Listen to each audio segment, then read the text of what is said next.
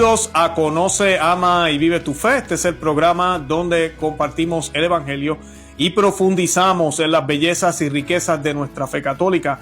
Les habla su amigo y hermano Luis Román y quisiera recordarles que no podemos amar lo que no conocemos y que solo vivimos lo que amamos. En el día de hoy me acompaña un rostro muy conocido por el canal nuestro, los que nos llevan siguiendo ya un tiempo, los que no, pues quiero que lo conozcan. Es el señor Luis Eduardo López Padilla, quien nos va a estar hablando hoy del gran monarca y del santo papa que se espera en algún momento en la historia. Y pues de eso vamos a estar hablando hoy.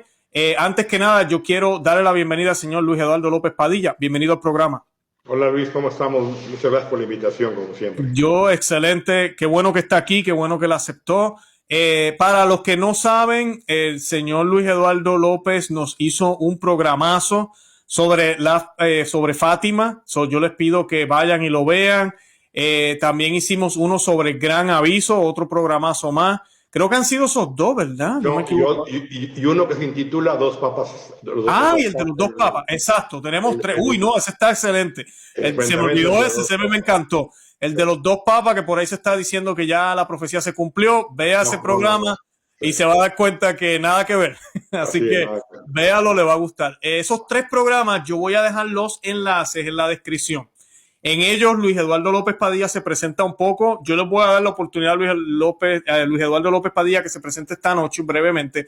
Pero si quieren saber un poco más de él, en esos programas cubrimos un poco más la información y pues ahí también van a poder aprender muchísimo. Yo voy a colocar también la información del website del señor López Padilla, que es Apocalipsis Mariano, si no me equivoco, ¿verdad? Sí. Y vamos a colocar también el enlace del canal de él para que no se pierdan nada del contenido que él también nos ha compartido a través de esos medios. Así que antes de comenzar con eso, yo quiero que hagamos un Ave María como siempre hacemos. Vamos a encomendar el programa a la Santísima Virgen en su advocación de Fátima para que nos ayuden en la noche de hoy a que sean las palabras del Señor las que salgan de la boca del señor Luis Eduardo López Padilla esta noche, que sean esas palabras las que nos hagan entender con esperanza, que es lo que se espera, pero también con mucha cautela, con ese estado de alerta y de milicia que tenemos que tener ante todos los ataques que se esperan también y toda la prueba que nos va a tocar o que nos toca pasar actualmente. Y esta oración la hacemos en el nombre del Padre y del Hijo y del Espíritu Santo. Amén. Dios te salve María, llena eres de gracia, el Señor es contigo. Bendita tú eres entre todas las mujeres y bendito es el fruto de tu vientre Jesús. Santa María, Madre de Dios, ruega por nosotros pecadores, ahora y en la hora de nuestra muerte. Amén. Amén. Ave María, corredentora, ruega por nosotros en el nombre del Padre y del Hijo y del Espíritu Santo. Amén, bendito sea Dios. Bueno, señor Luis Eduardo López Padilla, brevemente, díganos quién es usted por si tenemos algunos, ¿verdad? El canal sigue creciendo y yo sé que hay mucha gente que tal vez no han visto los programas anteriores. ¿Quién es el señor Luis Eduardo López Padilla? Bueno, muchas gracias, Luis. Su servidor es abogado de profesión, titulado en la Ciudad de México, en la Escuela Libre de Derecho. Litigué varios años. Y llevo 36 años estudiando las mariofanías de la Santísima Virgen, todo lo que ella anuncia, la Madre de Dios, para estos tiempos que estamos viviendo y para el futuro. Y el tema mariano me ha llevado a escribir 33 libros y he dado conferencias en México, Centro, Sudamérica, sur de Estados Unidos y España. El tema mariano me ha ayudado, me ha llevado a otros temas colaterales, como el tema del nuevo orden mundial, el gobierno mundial, nueva era, el tema del demonio, Satanás, el Apocalipsis, que es para mí el libro, uno de los más importantes de la historia de la revelación de la Iglesia. Y bueno, en la medida en que vamos viviendo ciertos acontecimientos, nos damos cuenta cómo los temas la profecía se van cumpliendo y para eso es el programa de hoy. Excelente, excelente, gracias.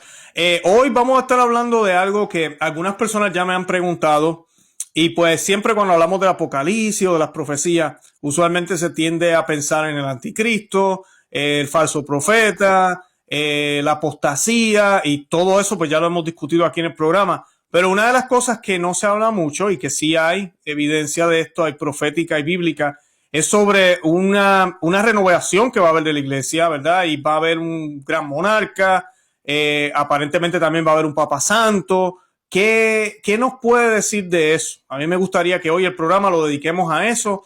Si falta mucho, no, hoy vamos a hablar un poco de eso, si es antes o después del anticristo, o si es en estos tiempos o luego. ¿Verdad? Hoy vamos a aclarar cosas que se han dicho por ahí que tal vez no están muy claras y a la misma vez también nos vamos a dar un poco de idea, ¿verdad? ¿Qué significa esto? Creo que es un mensaje esperanzador, pero ¿verdad? Tienen que pasar muchas cosas también antes.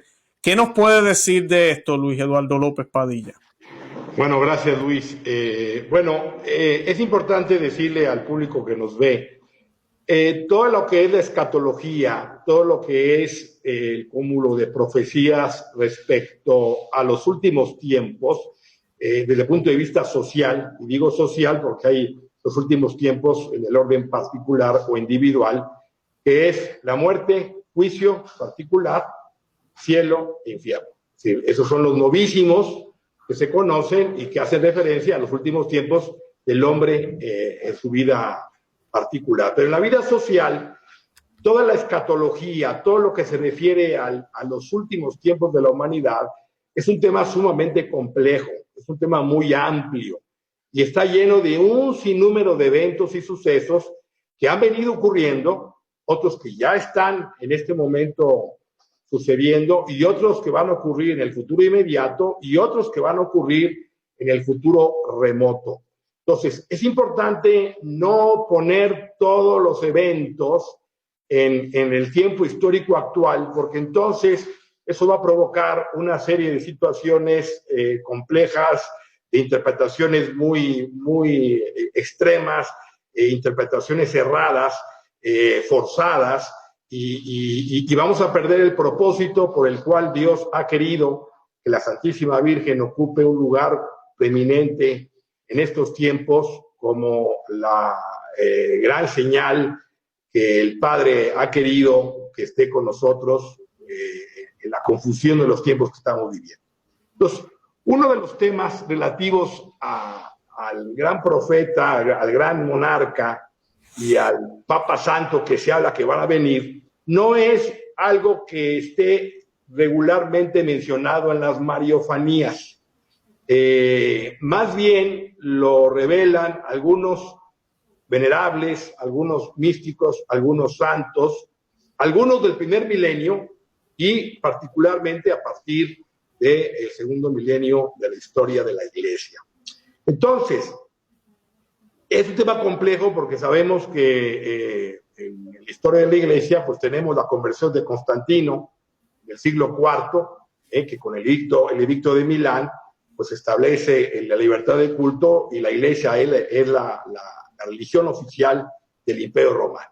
Y también pues nos recuerda el gran monarca Carlomagno en el siglo IX, que es rey de los francos y que es un modelo, digamos, de lo que es un emperador, un rey del que se anuncia en las profecías. Por eso digo que hay ciertas profecías del primer milenio, concretamente hablo de estoy hablando de San Hipólito, del siglo III, estoy hablando de San Remigio en el siglo V, San Cesario en el siglo VI y San Cataldo, siglo VI, que son nombres pues, prácticamente desconocidos, pero con existencia histórica real, que hablaron en algún momento de un gran monarca que vendría principalmente vinculado al reinado de Francia.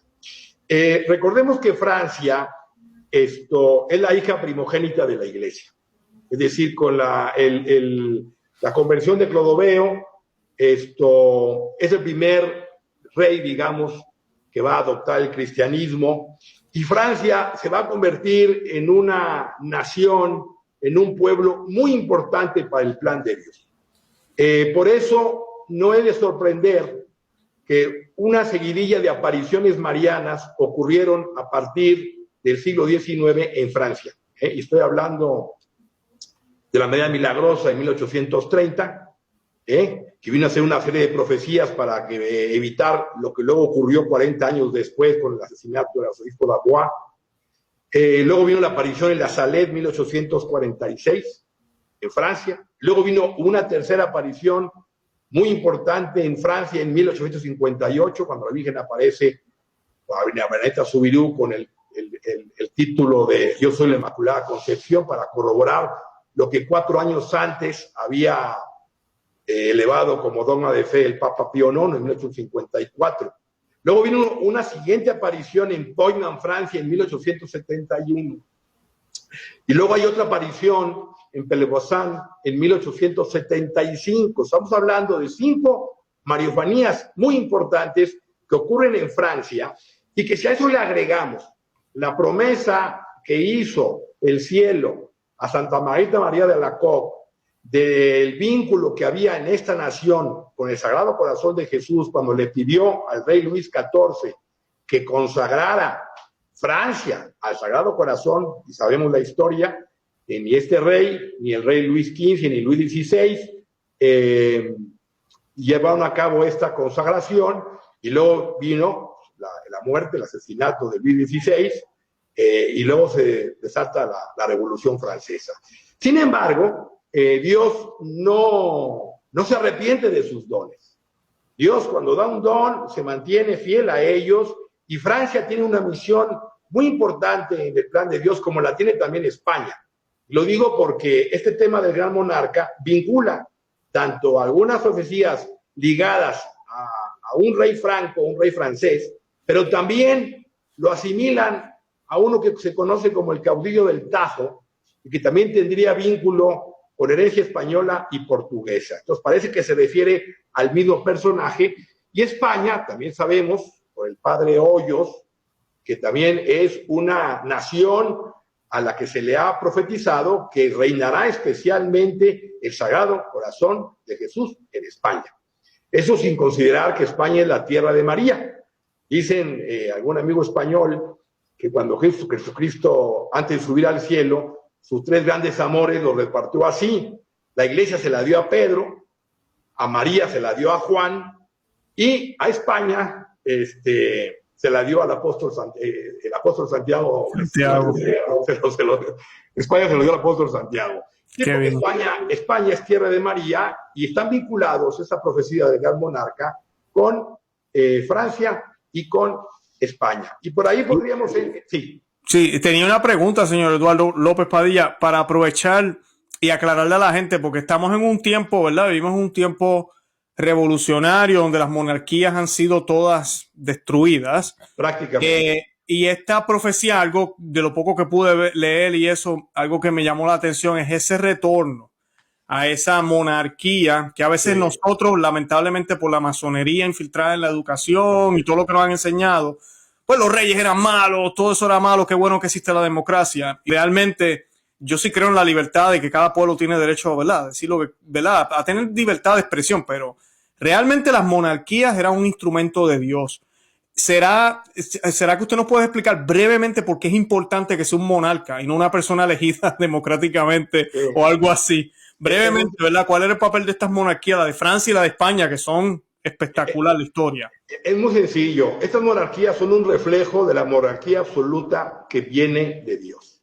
Amén. Es decir, allá arriba, uno solo es el juez, uno solo es legislador y uno solo es el que ejecuta, que es Jesucristo. Jesucristo es el legislador, es el juez y es el que ejecuta todas las leyes que establece el reino del Padre, su Padre eterno.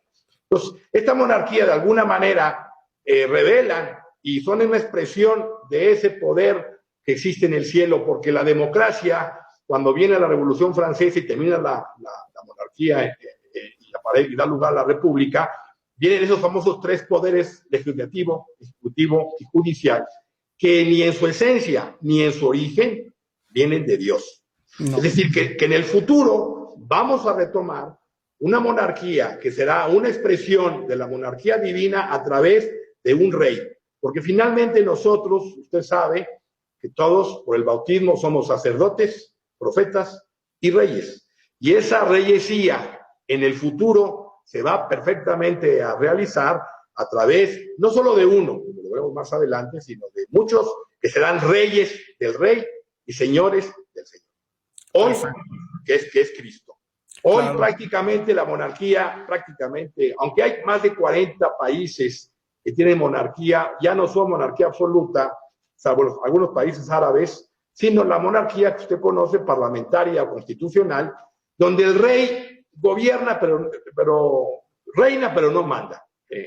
Los que mandan son los del parlamento o los poderes legislativo, ejecutivo y judicial en cada país. Entonces, esto se va a restaurar, es parte del plan de Dios que se va a realizar en el futuro para que el hombre en la tierra pueda ser rey como reflejo de la reyesía que le corresponde a Cristo, así como el Papa, en el orden espiritual, es el vicario de Cristo. Por eso se habla de un rey, de un gran monarca y de un Papa que vienen conjuntamente, vienen al mismo tiempo. Qué bueno, excelente. Qué bueno que mencionó lo del Papa, porque eso lo tenía en mente ahorita. Decía, sí. El Papa es más o menos lo mismo también para nosotros, la Iglesia. El Papa, solo Dios está por encima del Papa. Y no tiene tiempo de expiración, no es que 4 años y elegimos a otro, como hacemos con la democracia. Bien importante eso. Por eso el mundo tampoco le gusta lo que hacemos en la Iglesia Católica, porque tiene esa, como dijo usted, ese reflejo del cielo, ¿verdad? El vicario de Cristo está ahí hasta que el Señor quiera que no esté, ¿verdad? Así es, el vicario de allá arriba es por los siglos de los siglos, y acá se da una prolongación de esa vicaría divina, como lo veremos más adelante. Entonces, este sería, digamos, el supuesto para entender estas profecías privadas que tienen un vínculo, luego lo veremos, con una cita de Juan en el Apocalipsis. Entonces, las profecías del primer milenio podría uno pensar que se refieren quizá a Carlomagno, o podría referirse a Constantino, es decir, ahí podría uno objetar. Pero ya después del siglo 1000, ya hay, del año 1000, ya hay otras profecías que hacen referencia a este monarca y a este Papa Pontífice Santo. Lo general de esta profecía dice que va a restaurar la cristiandad antes del advenimiento del anticristo. Esto que le estoy mencionando es un tema muy interesante porque muchos analistas y muchos comentaristas católicos, muy respetables y que tienen todo mi respeto y admiración por su análisis, como otros protestantes, ubican al anticristo personal del que habla Daniel, el devastador, el desolador, y Juan en el capítulo 13 habla de la bestia del mar y la bestia de la tierra. Lo ubican en este periodo histórico. Y sin embargo, todas las profecías privadas que hacen referencia al gran monarca y al pontífice santo, lo refieren hacia el futuro previo a la venida del anticristo, que de acuerdo a la segunda carta de San Pablo a los Tesalonicenses, será derrotado ese último anticristo por el soplo de la boca y la manifestación de su parucía. Pero eso ocurre al final de la historia. Es un tema muy interesante, no es muy simple, quizás sería bueno luego hablar un programa aparte sobre el tema del anticristo, porque sí hay un anticristo ahora, hay un espíritu del anticristo, pero luego viene otro anticristo después, y ha habido muchos anticristos. Entonces, hay que diferenciar entre el espíritu del anticristo que habla Juan, los muchos anticristos que ha habido, y el último anticristo personal, del que menciona particularmente Pablo en la segunda carta de los Tesalonicenses como el hombre de pecado, el hijo de la perdición. Entonces, las profecías de este gran monarca y este pontífice se refieren a una restauración de la iglesia que luego se va a desviar y dará lugar a que aparezca el último y personal anticristo. Quería decir algo, perfecto, porque eso mismo había leído yo y era una de las cosas que yo sé que mucha gente lo ve al revés. Ven primero al anticristo y después que viene el gran monarca, pero lo que vi en las profecías es todo lo contrario. Veo pero sí, algo que usted dijo que es bien importante, que ya estamos viendo, va a haber una revolución en el mundo entero, que la gente a veces no entiende la palabra revolución. Siempre tenemos que entender que Cristo es el orden. luego que Cristo establece la iglesia, el mundo, ¿verdad? La gran cristiandad que hubo, especialmente en el tiempo medieval, ¿verdad? Donde hubo ese tipo de gloria, hubieron revoluciones breves y luego las grandes revoluciones que ya conocemos, la protestante, la francesa, la bolchevique, bueno, todas las que han habido, pues entonces el mundo se ha ido perdiendo su cristiandad hasta el punto que estamos hoy, que todavía falta, pero va a llegar un momento en que ya prácticamente lo que van a ver son nada de la cristiandad. Y ahí es que va a aparecer este gran monarca, ¿verdad? Si no me equivoco, y este santo papa a restaurar. Todavía el anticristo no ha venido. El anticristo, ¿verdad? Que habla Juan. Así es. Si usted gusta, déjeme decir lo que dicen estos santos sobre el papa. Adelante. Y el gran monarca. Y luego ubicamos un poco los tiempos para que el público lo tenga más claro y no se vaya un poco a sorprender por este tipo de profecías que ubica precisamente a estos personajes, vamos a decir, después de la purificación que vendrá ahora al mundo. O sea, ya hoy estamos viviendo, claro que estamos viviendo, obviamente, el espíritu del anticristo, y lo podemos vincular con el comunismo, que la Virgen profetizó y advirtió en Fátima, y aún sigue, todavía el comunismo no ha muerto, ni en su fase formal, ni en la ideología marxista cultural que se inoculó con la Escuela de Frankfurt, que luego podemos también hablar de eso, y también podemos ver un anticristo con todo lo que es la masonería, la masonería como un elemento que se ha inoculado, se ha metido desafortunadamente dentro de la iglesia, y hay una masonería eclesiástica de la que hablaba en su momento Paulo VI. Entonces, sí, la gente está mirando a ver a qué horas aparece el anticristo, y no se ha dado cuenta que el anticristo ya está obrando dentro de la iglesia y dentro del mundo. Entonces van a haber una serie de eventos que luego me gustaría un poco explicar un cierto cronograma, aunque sin dar fechas, y dónde ubicamos a este gran papa y a este gran monarca.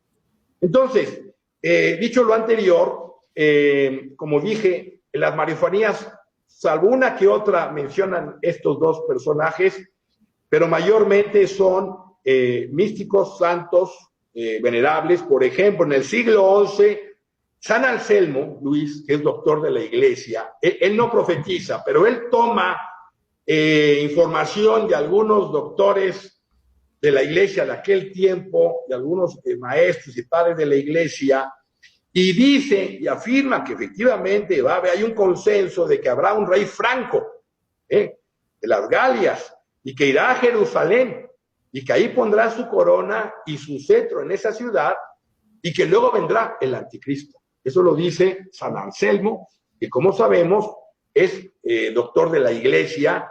Estoy hablando de el siglo XI. Luego viene Santo Tomás Becket, que también que en este caso es inglés, del siglo XII, y habla que va a surgir un gran monarca que va a conquistar Europa, e irá a la tumba de Cristo, o sea, a Jerusalén, hará milagros, y que por su trabajo y por su obra y por su mediación se va a restaurar el orden en Cristo. Usted mencionaba, hay un desorden que viene como consecuencia del pecado original. Ese desorden va a tener que ser restituido y ordenado, aunque luego vamos a hablar más adelante, si me lo permite, que la encomendada para establecer ese orden en estos tiempos es la Santísima Virgen María. Entonces, ella profetiza en Fátima, al final, mi corazón inmaculado triunfará. Amén. Entonces, luego, después de Tomás Becket, San Hildegarda de Bingen, que es doctora de la iglesia, es una de las 4 doctoras de la iglesia, junto con Santa Teresa de Jesús, Santa Teresita del Niño Jesús y Santa Catalina de Siena, que va a ser patrona de Europa. Santa Hildegarda dice que la paz volverá al mundo cuando la flor blanca, la flor de lis, la francesa, vuelva al trono de Francia, y entonces se convertirán herejes, paganos y judíos. Eso es lo que dice Santa Hildegarda en el siglo XII.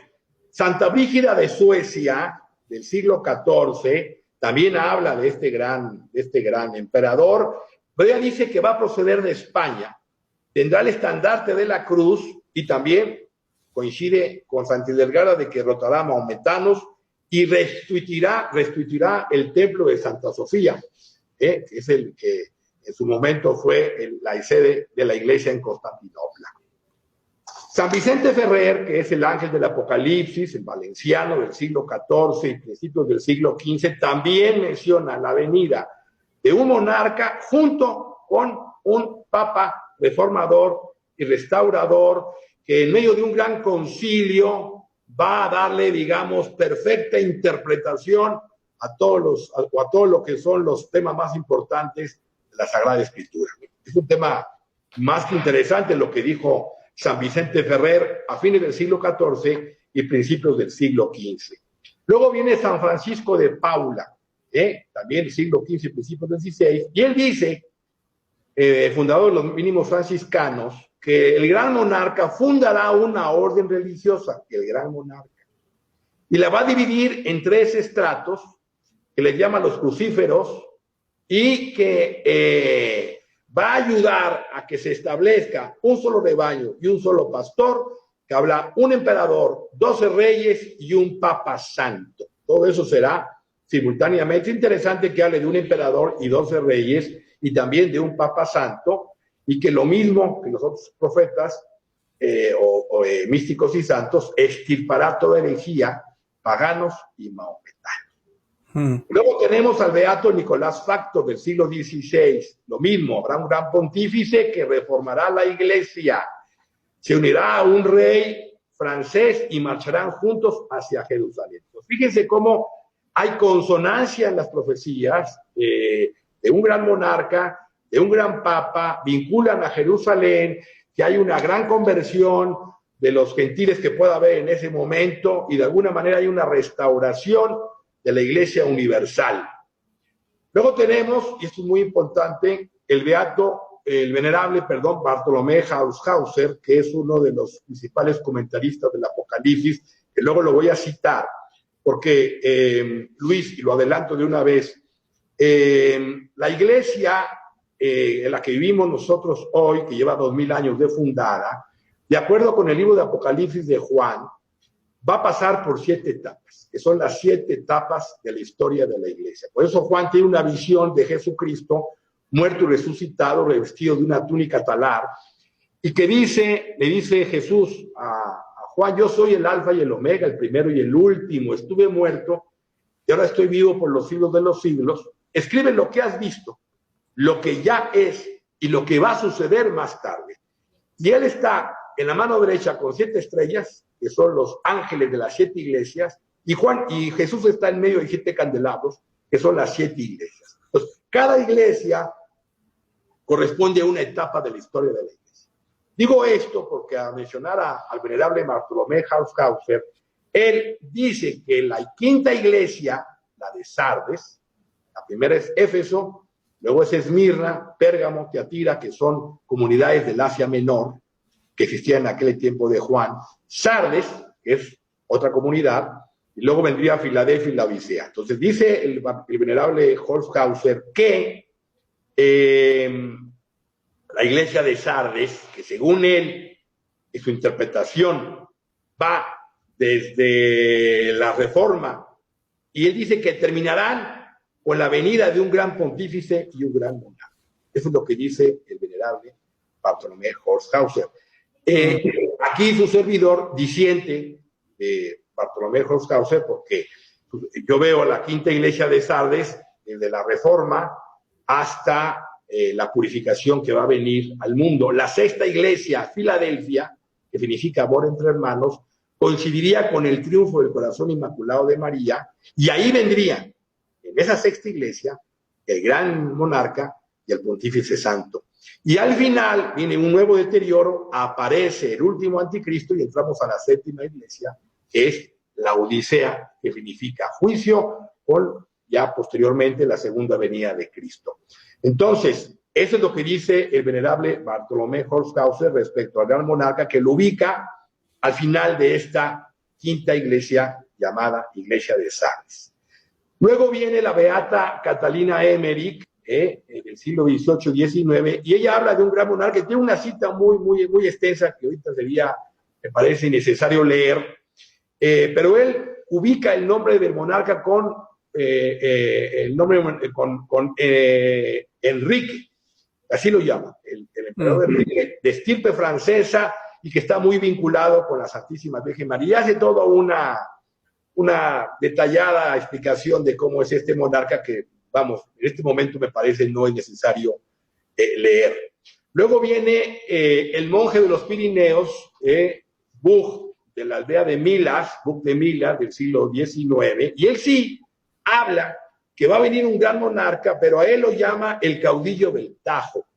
Va a venir precisamente de ese río que pasa por Toledo, y producirá un guerrero valiente como el Cid, y será religioso como Fernando III, que es llamado Fernando el Santo, que era rey de León y Castilla en el siglo XIII, y que va a triunfar con toda la fe católica, y será una edad de oro. Entonces ya aquí él está hablando de un vínculo como un Cid, ya español, ya no francés, como lo dicen los otros comentaristas santos o místicos, aunque no habría en este caso tampoco una contradicción, porque podrían eventualmente pertenecer a las mismas dos dinastías. La mayoría de ellos coincide de que sí, que va a ser francés. Lo que pasa es el linaje. Que eso te quería preguntar, señor Luis Eduardo López Padilla. Yo leí algunas cosas, pero sé que eso es difícil. Estos son, ¿verdad?, profecías.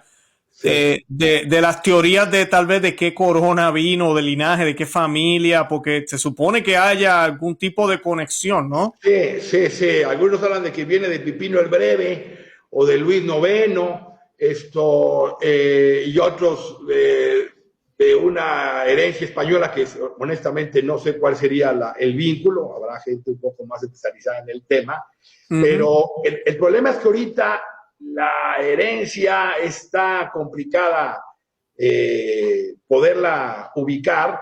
Incluso dicen estas profecías respecto al caudillo del Tajo que tiene raíces de dinastía portuguesa.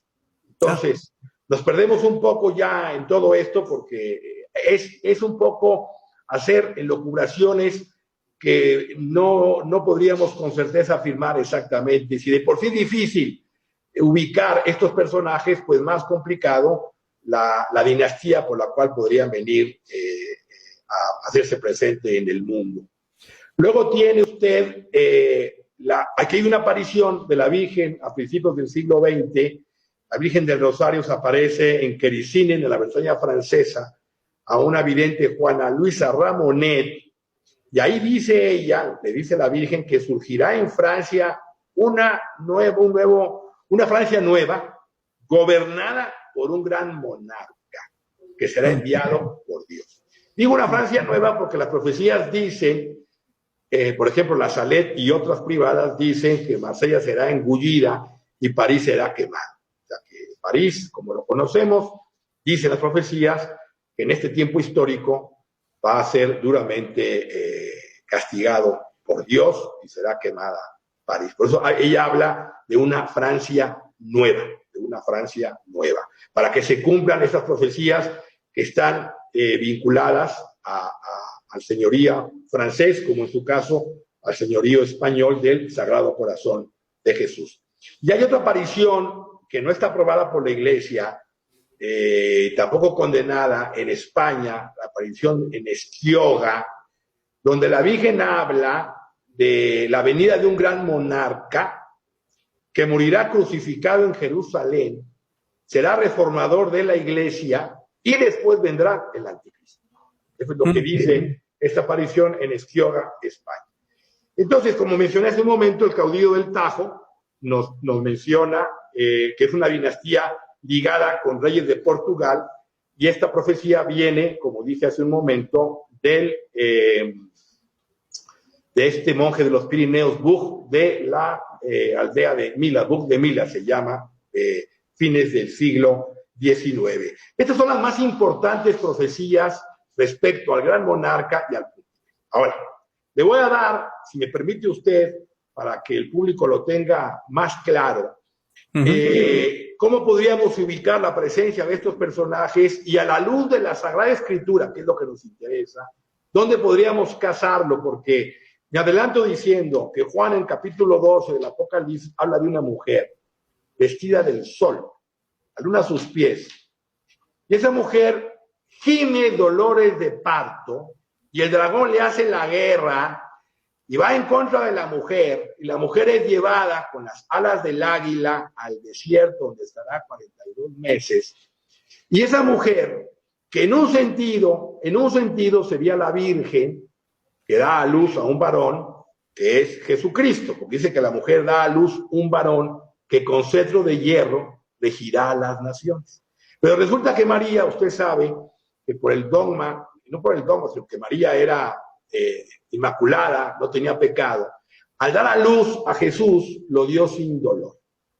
Por tanto, esa mujer del capítulo 12 que da a luz con dolor a un hijo que será rey de reyes y señor de señores, ese hijo varón haría referencia a una clase de seres y de personajes que en realidad la que va a dar a luz es la iglesia, porque la iglesia así es la que está perseguida, y esa iglesia sería la mujer vestida del sol, como algunos padres de la iglesia lo interpretaron. La iglesia da a luz. ¿Y a quién va a dar luz? Pues va a dar luz a una nueva estirpe, va a dar luz a una nueva generación de hombres y mujeres, formados ¿por quién? Por la Santísima Virgen María. Porque Dios tiene encomendado a María que María sea el modelo de la futura humanidad. Entonces, este rey y este papa santo serían estirpe o serían fruto de esa formación de María, de esos apóstoles que habló Luis María Griñón de Montfort y que están representados en el orden secular y en el orden espiritual. Secular a través de un rey y de orden espiritual a través de un papa. Pero no van a ser los únicos, sino que ellos serían uno de tantos reyes y tantos papas que van a reformar la cristiandad y la van a llevar para que sean ellos, para que sea Cristo el que reine, porque ellos serán reyes del rey y señores del Señor. No sé si me estoy explicando lo que estoy tratando de expresar. No, sí, claro. Ahora, pero yo pienso todo eso y digo, ok, la crisis que estamos viviendo ahora, dentro, fuera de la iglesia, el nuevo orden mundial, ¿cómo? Esto ya, porque muchos quisieran ya que pasara algo. ¿Qué podemos esperar o cómo, verdad? Bueno, déjeme decirle cómo veo yo las cosas. Hay que entender la visión de los últimos tiempos. Es una visión que arranca desde la ascensión de Cristo a los cielos, pero no termina ahora, termina hasta la segunda venida de Cristo. Esto es muy importante porque si no, vamos a querer meter todo en un paquete y en un tiempo histórico que prácticamente será en los próximos años. Y eso es un error.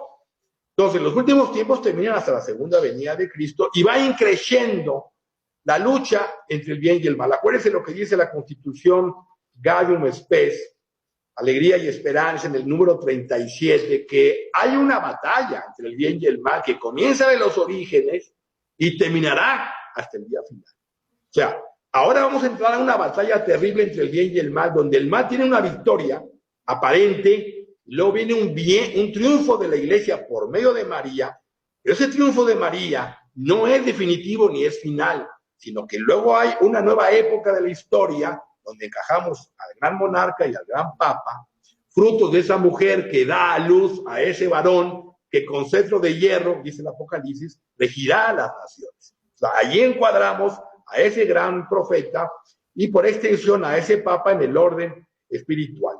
Entonces, tenemos batalla espiritual hasta el final de la historia. Y ahora estamos en una época específica que en mi lectura y apoyándome en los hechos actuales que estamos viviendo y fundamentado también en los padres de la iglesia, de acuerdo a estas 7 iglesias que mencioné hace un momento, en que se divide la historia de la iglesia católica, desde la primera que es Éfeso, dice Juan, y Éfeso lo vamos a ubicar, Luis, desde la época apostólica hasta el año 100, hasta Nerón, de acuerdo a lo que dice el propio texto del Apocalipsis. Luego, Esmirna, que es la siguiente iglesia, La podemos ubicar desde Nerón hasta Constantino, 200 años más, al año 300 sería la iglesia de Esmirna. Esto lo podemos afirmar con más certeza, Luis, porque ya son hechos pasados y es más fácil cuadrar la profecía con los hechos históricos. Luego Pérgamo sería la iglesia que va desde Constantino hasta Carlomagno, el año 600. Tiatira va de Carlomagno hasta la Reforma, 1515. Y toda esa época de la iglesia, Luis, esas 4 primeras iglesias, la iglesia católica va en un ascenso de conocimiento, de santidad, de perfección, sin llegar a su plenitud, desde luego. ¿No? El mal sí sigue presente, pero hay un desarrollo importantísimo hasta el siglo XIV, siglo XV, inclusive siglo XVI, hay grandes santos entonces. Luego viene a partir del siglo XVI con la Reforma Protestante, con Lutero, con el racionalismo, con el iluminismo, con la masonería, con el comunismo, el modernismo, la desacreción de la iglesia, la nueva era, todo lo que es en consecuencia del marxismo cultural o ideológico, la ideología de género, la plana antivida, la xenofobia, el sexismo, el feminismo radical y todas estas aberraciones que estamos viviendo, vienen en toda esta iglesia de Sardes, que sería de la Reforma hasta la purificación. Por no decir castigo, si nosotros no nos convertimos, como está hasta la saciedad profetizado por las mariofanías, y nos vamos a quedar con Fátima, con Garabandal, con Akita Japón y un montón de mariofanías donde la Virgen nos advierte que si no cambiamos, si la iglesia y el mundo no cambian, vendrá un castigo peor que el diluvio. Entonces, hasta esa época terminaría la iglesia de Sardes. Luego Filadelfia, que es la 6ª iglesia, coincidiría con el triunfo del corazón inmaculado.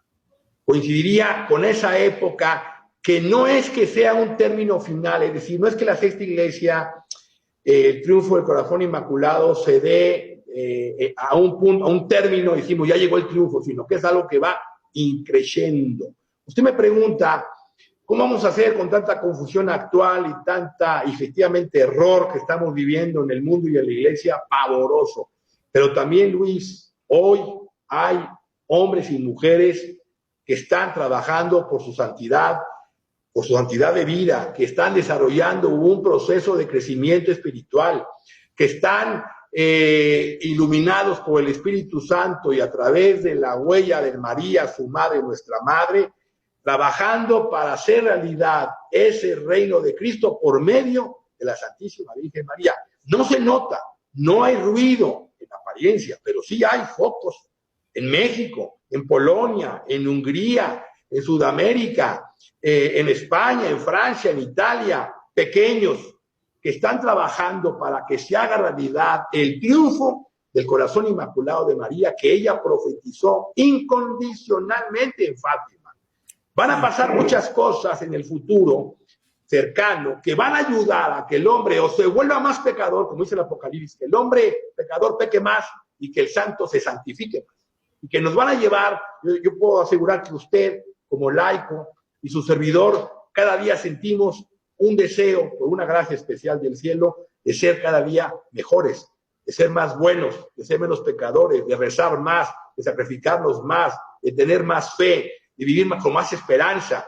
Bueno, así como usted y yo lo tenemos y lo decimos sin pena y con humildad, hay un montón de hombres y mujeres en el mundo que están trabajando para que se haga realidad el reino de Cristo en la tierra por medio de la Santísima Virgen María, aunque parezca que humanamente no hay esos signos de luz que van a dar ese triunfo de la Santísima Virgen María. ¿Y sabe qué, señor Luis Eduardo? Yo recuerdo con uno de los episodios que hicimos usted y yo, usted hablaba de la intensificación de las apariciones de la Virgen María en estos últimos décadas, ¿verdad? O siglos. Sí. Definitivamente tiene que haber un impacto y sí, es lo que usted acaba de describir, el efecto de las visitas de la Santísima Virgen María, disculpen, queridas por Dios, han tenido un efecto, aunque hemos sido desobedientes en cierta parte, pero han tenido un efecto, han traído bendición, han traído unas cosas que definitivamente usted tiene razón, es preparación para ese triunfo final. Así es. O sea, la Virgen viene 200 años manifestándose. Y uno dirá, bueno, pero a nosotros ¿qué nos importó el año 1830? No, ¿qué nos importó? Porque ahí viene la herencia de nuestros padres, la herencia de nuestros abuelos, de los bisabuelos, que nos formaron en la fe, nos formaron en el amor a la Eucaristía, nos formaron en el amor a la Santísima Virgen, y luego hemos sido reforzados en ese amor a través de la gracia que viene derramada de muchas formas por medio de la Virgen en sus lugares de apariciones, a través de escapularios, de libros, del agua bendita, de crucifijos, de medallas y de un montón de milagros que día a día estamos viviendo y que están fortaleciendo la fe de las personas, y por eso Dios va a premiar grandemente al que sea fiel en este tiempo. Entonces, si usted me permite, antes de profundizar en el tema mariano, que parece lo más importante, y al margen de que hagamos otro programa exclusivamente sobre el tema del anticristo. Que perfecto, ya está hecho el compromiso. Es muy importante porque sí, el anticristo hay que diferenciar el espíritu del anticristo. Ha habido anticristos desde antes incluso de la venida de Cristo. Ha habido tipos, como puede ser el mismo Faraón, el rey de Tiro, Nabucodonosor, Gog, Antíoco Epífanes, Pompeyo, y luego después de Cristo, pues Simón el Mago, Nerón, Mahoma, Federico II, Hitler, Stalin, Lenin, y todos los que usted quiera poner de los personajes que hoy podríamos muy bien ubicar. Pero entonces, la masonería, el comunismo y todo lo que acabo de explicar hace un momento, pero hay que diferenciar, y hay que ir a los detalles, porque la Virgen en sus apariciones marianas no habló del anticristo, el último anticristo, del que habla Juan capítulo 13, bestia del mar, bestia de la tierra, y Pablo, la segunda carta a los Tesalonicenses, sino habló del espíritu del anticristo, habló de, digamos, de una masonería dentro de la iglesia, por eso Roma va a perder la fe. Y una serie de cosas más que podríamos decir, que ahorita no me quiero desviar y que da lugar a un programa completo. Entonces, hay profecías escatológicas que van a ocurrir ahora y otras que van a ocurrir después en la sexta y en la séptima iglesia, es decir, en las siguientes etapas de la historia de la iglesia. Simplemente, de manera sucinta, yo saqué una serie de textos de la Escritura referentes a la escatología, pero no todo ocurre ahora. Rumores de guerra y terrorismo, claro, ha ocurrido y ocurre.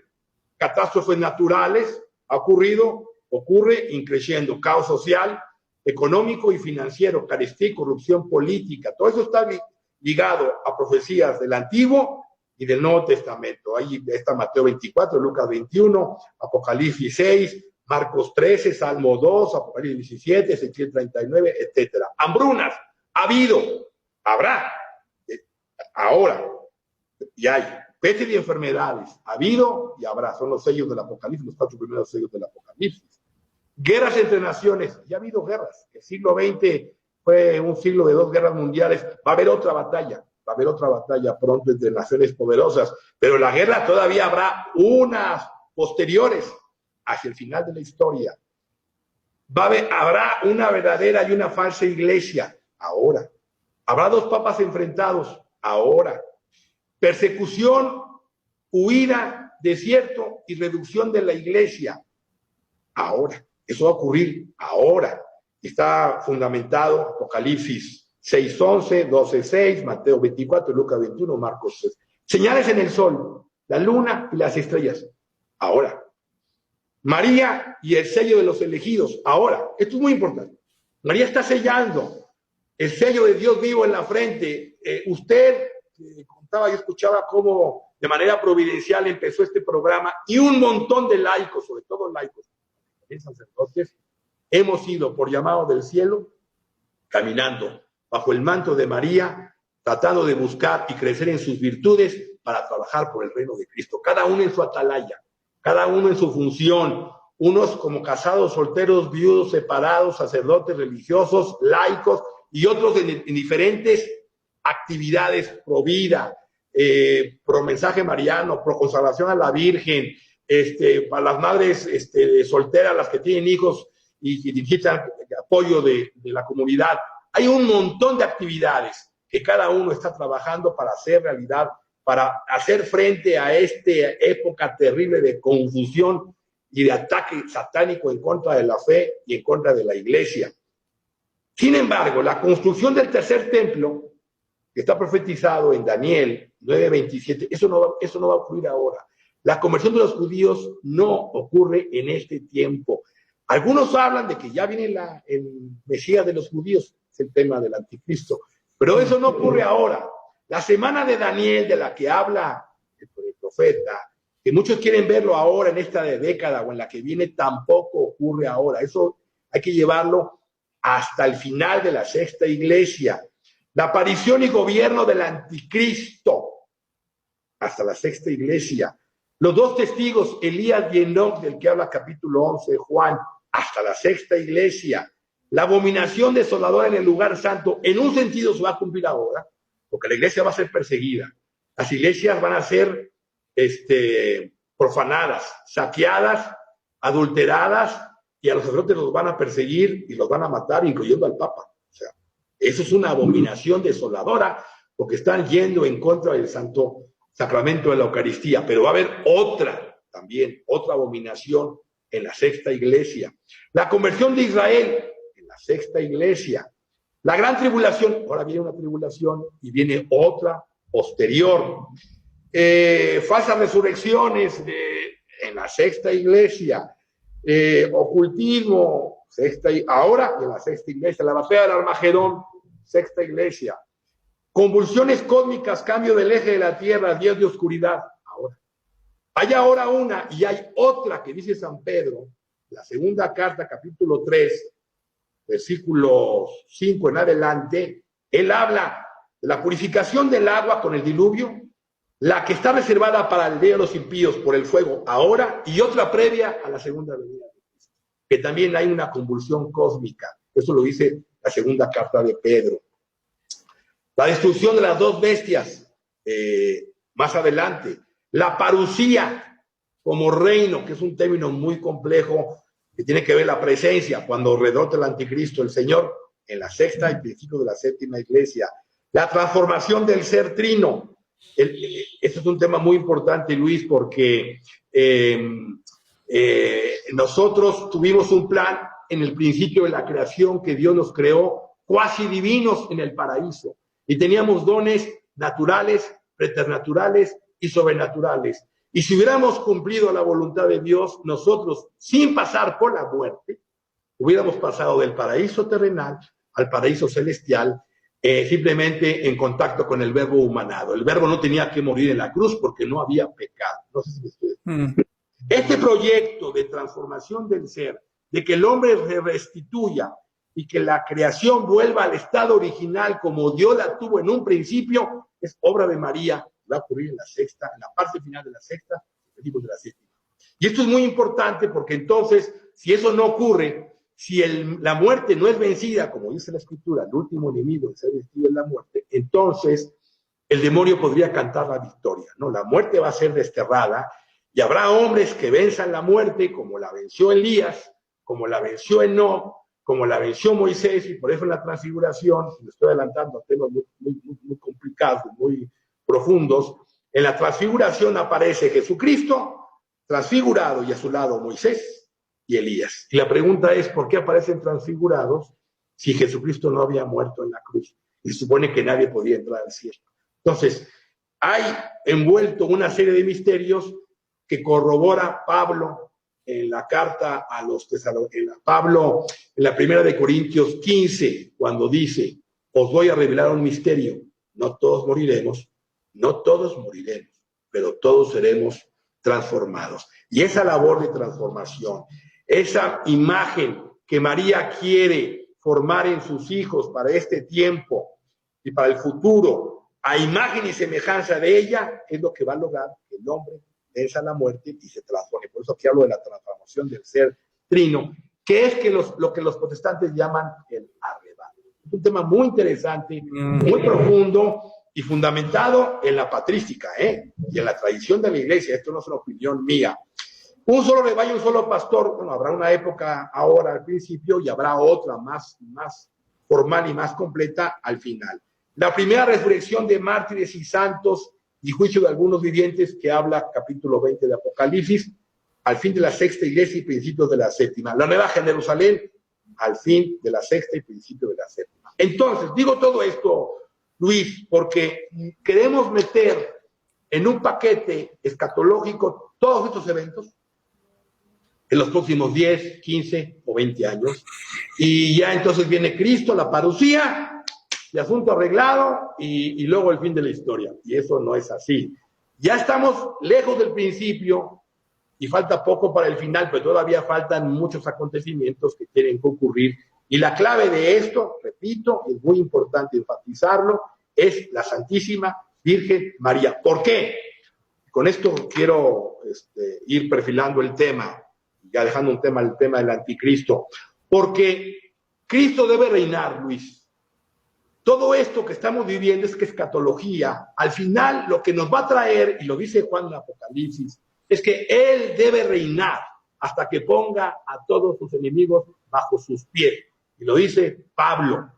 Entonces, todo debe estar restaurado en Cristo. Y hoy Cristo es rey de derecho, pero no es rey de hecho, porque los 5.700 millones de seres humanos que formamos la tierra, solamente 2.300 millones somos cristianos, auméntele 300 millones más de ortodoxos y católicos, y el resto son judíos, maometanos y libres pensadores. Entonces, un día Cristo debe reinar sobre todos y sobre todo. Por eso decimos en el Padre Nuestro, venga a nosotros tu reino y hágase tu voluntad en la tierra como se cumple en el cielo. ¿Cuándo va a ocurrir eso? Bueno, eso ha venido cumpliéndose desde que Cristo fundó la iglesia. Ha venido cumpliéndose desde que anunció el Evangelio. Ha venido cumpliéndose desde que los hombres llegan a la santidad y vivimos en gracia de Dios. Pero no ha llegado a su plenitud. Y va a llegar a su plenitud, ¿cómo? Este es el tema esencial, en mi opinión, de la escatología. Ese reino de Cristo en la tierra se va a hacer realidad por medio de la Santísima Virgen María. ¿Y quién habla de eso? Pues lo menciona Luis María Griñón de Montfort, que es santo y que ya está su proceso para ser declarado doctor de la Iglesia, porque él aporta una enseñanza fundamental de que será por medio de María y a través de María que se va a restaurar y establecer el reino de Cristo en la tierra. Por eso dice San Luis María Griñón de Montfort, por medio de María Cristo vino al mundo hace 2000 años. Y por medio de María Él debe reinar.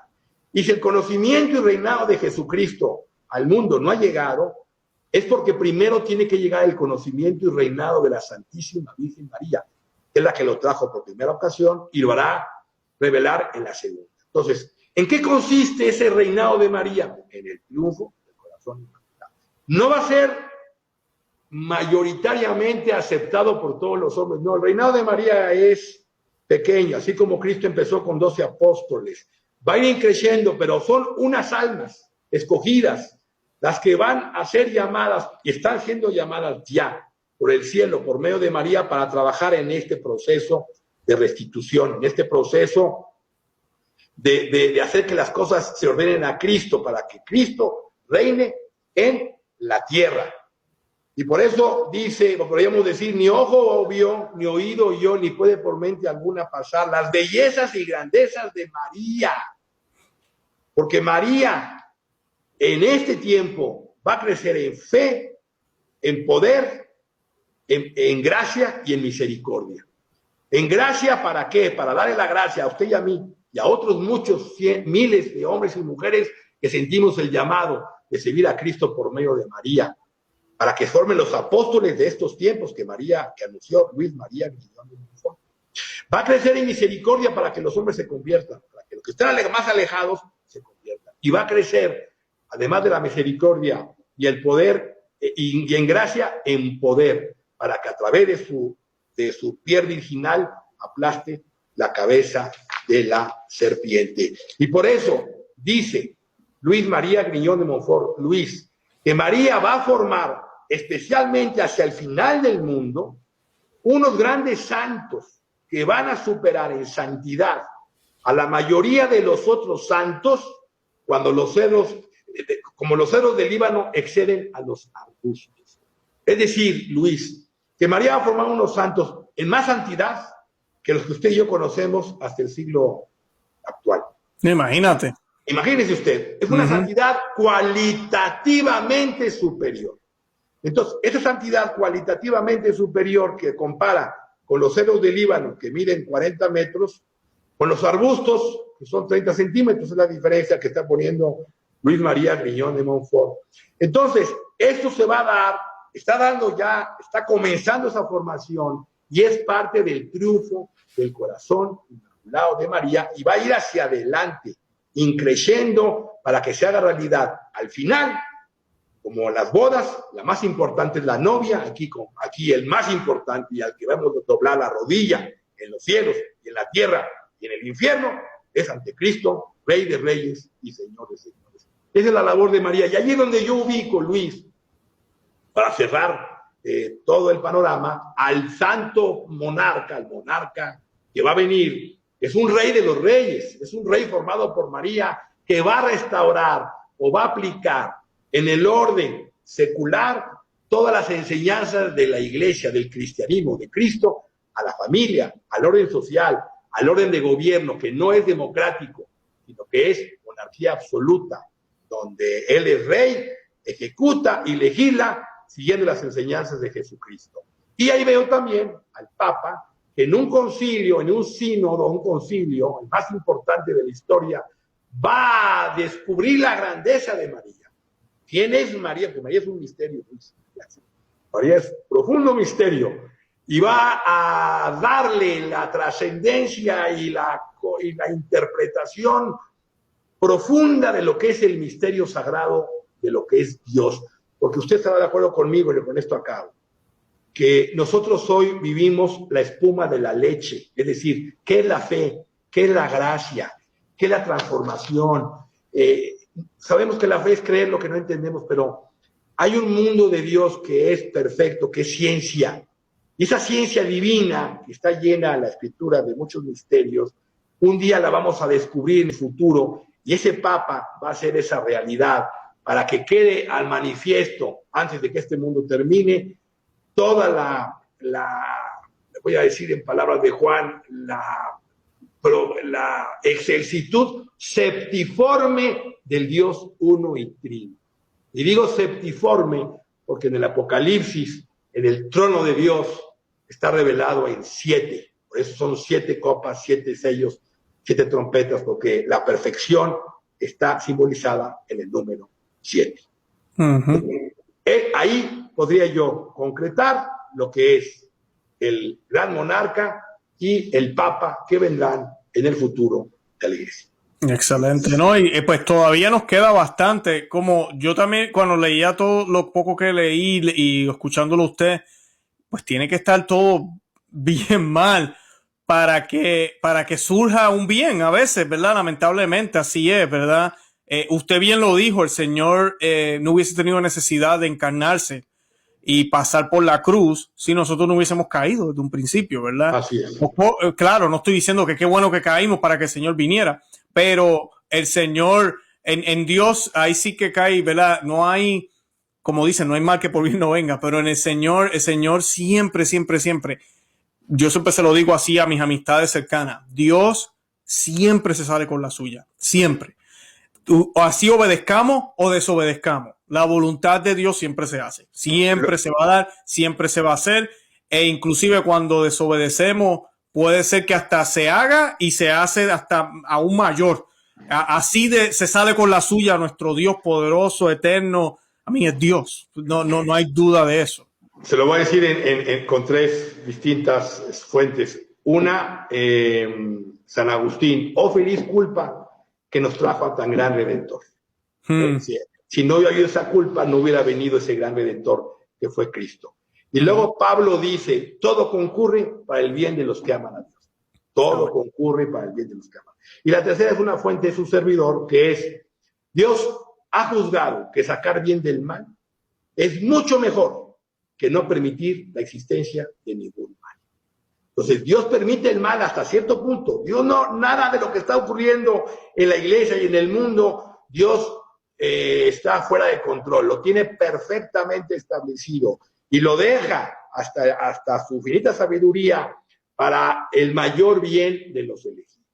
Entonces, Dios está esperando que se complete el número de los elegidos y que se puedan venir a la conversión, ahora a través de ciertos medios, y si no nos convertimos van a ser cada vez pruebas mayores y más fuertes, hasta que venga el aviso que la Virgen ha anunciado más adelante, como el último esfuerzo del cielo, y si no cambiamos, entonces Dios se verá obligado a tener que mandar un castigo peor que el diluvio, donde mucho de lo que ahora es agua será tierra, y mucho de lo que ahora es tierra será agua. Esa es la excelente, excelente, señor Luis Eduardo López Padilla. Gracias un millón. Como yo siempre les recuerdo a la gente, lo más importante, bien interesante saber estos temas, mirarlos, ver cómo Dios está en control, ¿verdad? Las tragedias suceden como estuvieron predichas, pero también las cosas que van a venir para nuestro bien están ahí también y van a suceder al igual. Dios está en control y pues eso es lo que no debemos olvidar.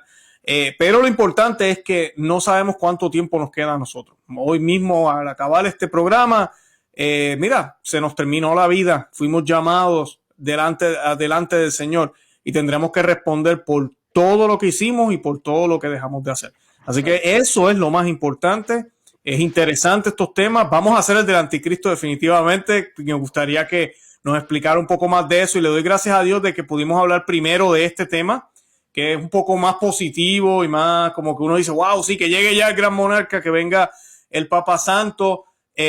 Sabemos que eso va a suceder, ¿verdad? Todo lo que el Señor predijo, todo lo que está en la Escritura, todo lo que el Señor le ha dado a su iglesia se ha ido cumpliendo y lo que falta por cumplirse se cumplirá. Pero también lo importante, como mencioné ya, es eso, mantenernos en esa gracia y saber cuáles son o cuáles van a ser las trampas del demonio para que no caigamos en ellas y para que sepamos y podamos discernir. ¿Algo más que quiera añadir, señor López Padilla? Nada, pues ojalá, y yo sé que he tocado muchos temas, un tema muy amplio, sí, amplísimo, pero lo importante es simplemente lo que usted acaba de decir, me asumo a esa afirmación. Hay que estar preparados hoy y ahora, porque no sabemos si mañana vendrá. Y la Virgen nos pide conversión todos los días a través del rezo del Santo Rosario, a través de la frecuencia de los sacramentos, todo eso como medio para ser buenos, que es la vivencia de las virtudes. Y así es como hacemos el bien, haciendo el bien a los demás, para que entonces podamos estar cumpliendo la misión que cada uno tiene encomendado para este día. Excelente. Yo voy a compartir, como dije al principio, todos los enlaces de los 3 programas que ya el señor Luis Eduardo López Padilla ha estado con nosotros, el de los 2 papas, el de el Gran Aviso y el de Fátima. Los 3 muy, muy buen aceptados, la gente le encantaron, así que les pido que vayan y los vean. Y si ya los vio, repítaselo para que se pueda refrescar la mente. Además de eso, voy a compartir los enlaces del apostolado del señor Luis Eduardo. Ahí también pueden conseguir los libros, ¿verdad? Sí, en Amazon con mi nombre los consiguen. Ahí hay 7 títulos, 2 en papel y 5 en digital. Perfecto. Yo voy a compartir el enlace de Amazon de usted, del autor, para que salgan todos los libros y ahí pues las personas que quieran apoyar al señor Luis Eduardo López Padilla y recibir algo a cambio, vaya ahí, compre uno de esos libros y así pues lo apoya y se ayuda a usted mismo también aprendiendo de toda esa sabiduría y estudios que usted tiene. Bueno, yo me despido entonces. De verdad gracias, que fue un programazo. Gracias un millón. Y si Dios quiere, haremos el del anticristo muy pronto, si Dios lo permite. Gracias por la invitación. Bueno, que el Señor lo bendiga. Bye bye.